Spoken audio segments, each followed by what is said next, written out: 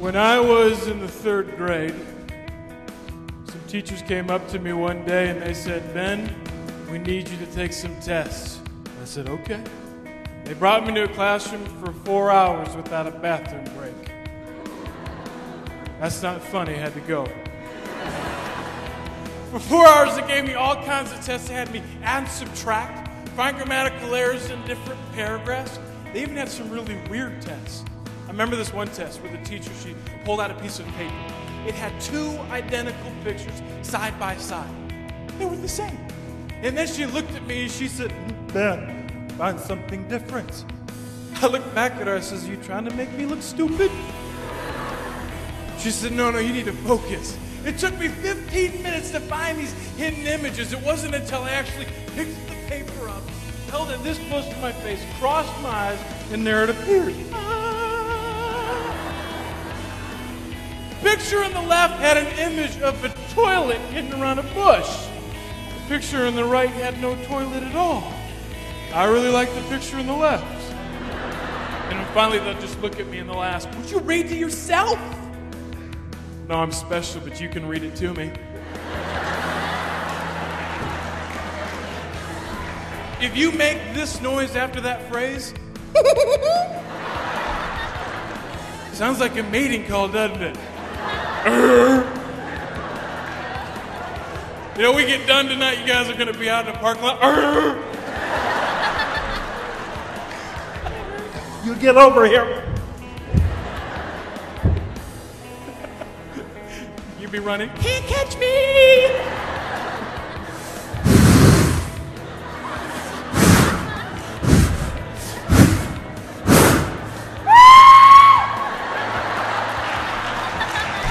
And all at once,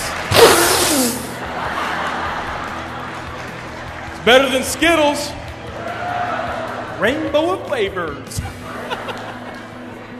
I told you I was special. For a long time, I felt like a mistake, and for a long time, I felt like this was a curse, but I say this tonight, and it freaks people out. I love being ADD.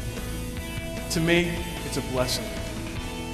My hope is that that inner dialogue, the thing in your heart about your life, how you see you will change. You may see yourself worthless. He sees that you're worth it. And my hope tonight is that you will see yourselves a little bit different. And maybe you'll see yourself through his eyes.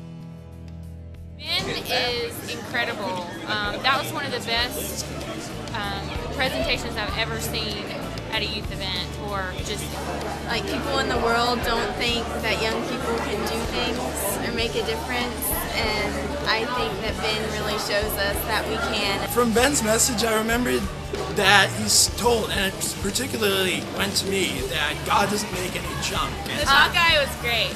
Yeah, I think he was awesome. Like, It was really hilarious. he can really connect with teenagers or on their level. He's an amazing artist who is leading Christian media in a whole new direction. He's awesome with his talk media.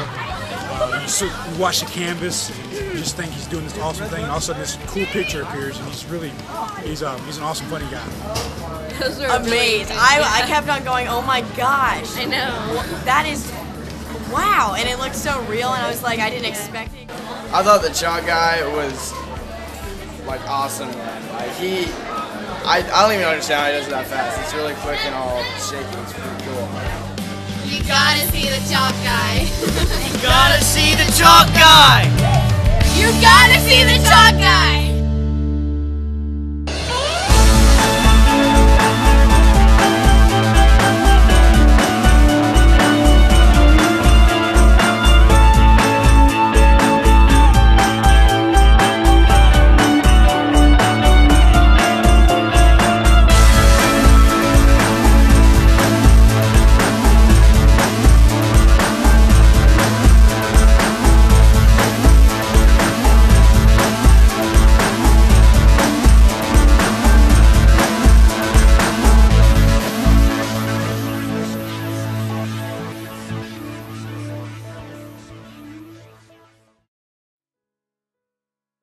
You know, fear is an interesting thing.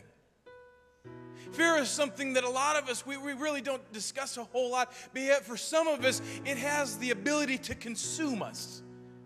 And a lot of people don't realize that fear paralyzes us. A lot of times fear will keep us from experiencing great joy. Fear keeps us from taking that dangerous step. Fear keeps us in our comfort zone. Fear keeps us from talking to a friend that doesn't know about Christ. Fear causes us to take detours. 2 Timothy says this, God has not given us a spirit of fear, but a spirit of power, love, and sound mind. And this comes through this relationship that we have with Christ.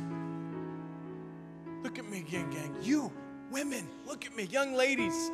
You have got what it takes to be an ambassador for Christ. You've got what it takes to walk up and down the hallways of your school and radiate Jesus. Because he lives in you when you invite him in. Men, you've got what it takes to be warriors. You've got what it takes to do the right thing. This has been one of those weekends where God has moved. And we've got to use that momentum to be followers, to leave this place and be prepared for the battles that await. And trust you're not alone. It'll be through his strength that you overcome. It'll be through his strength that you defeat temptation. It'll be through his strength that you step out of your comfort zone and share the good news. Because you, young men and young women, are followers. You chose not to sit in your boat.